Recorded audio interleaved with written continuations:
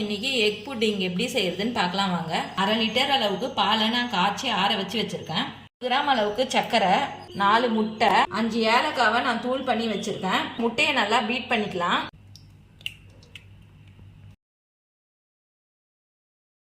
ஏலக்காய் தூள் சேர்த்துக்கிறேன்.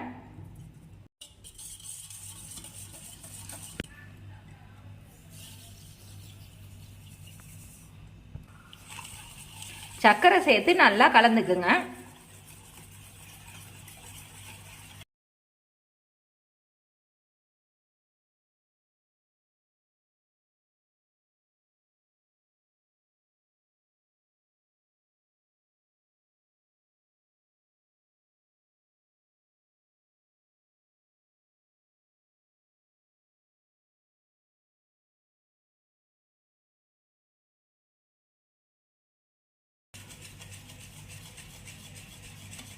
பால் சேர்த்துட்டு நல்லா கலந்துக்குங்க.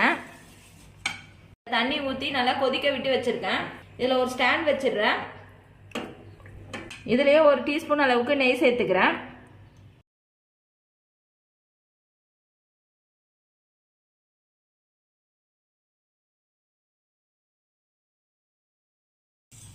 நெய் சேர்த்துட்டு நல்லா கலந்து விட்டுடுங்க.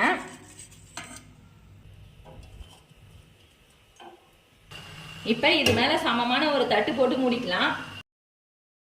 இது ஒரு 1/2 மணி நேரம் நல்லா வேகட்டும். வாங்க வெந்துடுதான்னு பார்க்கலாம். நல்லா சாஃப்டாக வெந்திருக்கு. ஒரு பிளேட்டுக்கு மாற்றிக்கிறேன்.